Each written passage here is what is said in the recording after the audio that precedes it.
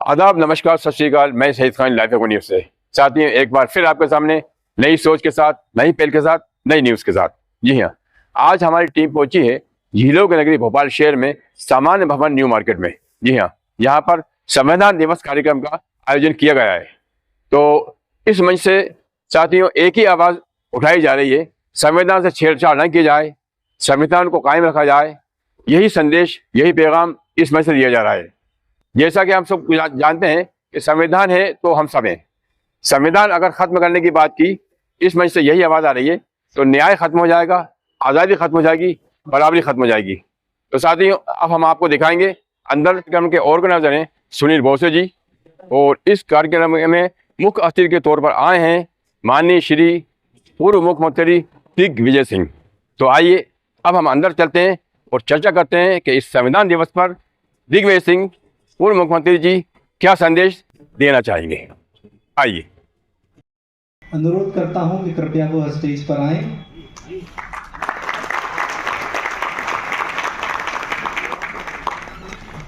बहुत स्वागत करते हैं आपका। हमारे समय की प्रतिरोध की एक बहुत मजबूत और जरूरी आवाज श्री बादल सरोज साहब से मैं अनुरोध करता हूं कि कृपया स्टेज पर आए।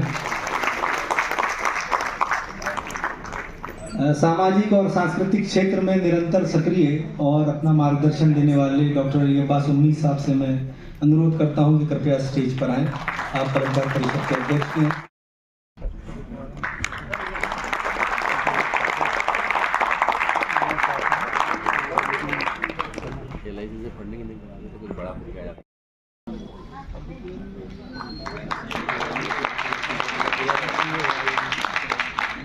श्री रवीश कुमार जी से अनुरोध करता हूं कि कृपया डॉक्टर पी.डी. महंत साहब का स्वागत करें।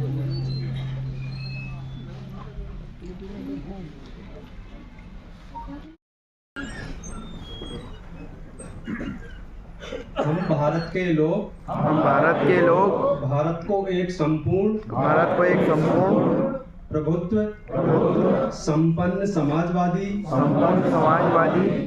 पंथ निरपेक्ष लोकतंत्रात्मक गणराज्य बनाने के लिए तथा उसके समस्त सामाजिक, आर्थिक और राजनीतिक न्याय विचार अभिव्यक्ति विश्वास धर्म और उपासना की स्वतंत्रता प्रतिष्ठा और अवसर की समता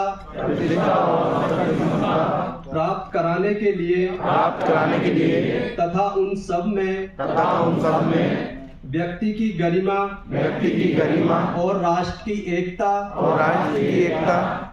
और अखंडता सुनिश्चित करने वाली बंधुता बढ़ाने के लिए दृढ़ संकल्प होकर अपनी इस संविधान सभा में आज तारीख 26 नवंबर 1948 को एकक द्वारा इस संविधान सभा को अंगीकृत अधिनियमित और आत्मार्पित करते हैं। जय भीम, जय भारत, जय संविधान। जय भीम, जय भारत, जय संविधान। हम भारत के लोग भारत को एक संपूर्ण प्रभुत्व संपन्न समाजवादी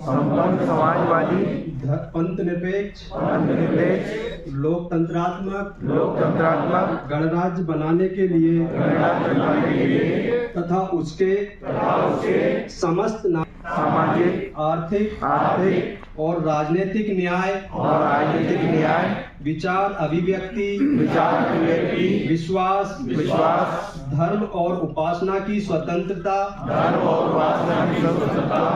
प्रतिष्ठा और अवसर की समता प्राप्त कराने के लिए तथा उन सब में व्यक्ति की गरिमा और राष्ट्र की एकता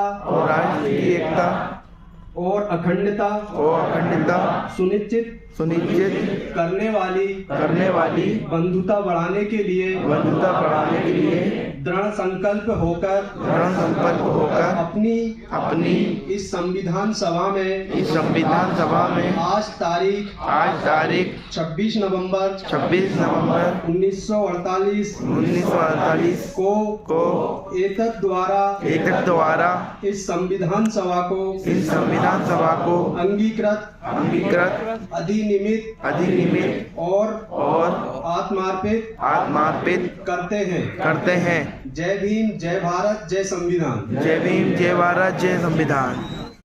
हमारे बीच श्रीमती सुरेखा कामले जी ने हमको जो गीत सुनाया है संविधान पर, आज वो हमारे साथ यहाँ नहीं है, अपने पारिवारिक कार्यक्रम में बाहर गई हुई है। प्लीज हम एक छोटा सा संविधान गीत गाने का प्रयास कर रहे हैं, तो आप सबकी तालियों की आवाज में सुनना चाहते हैं।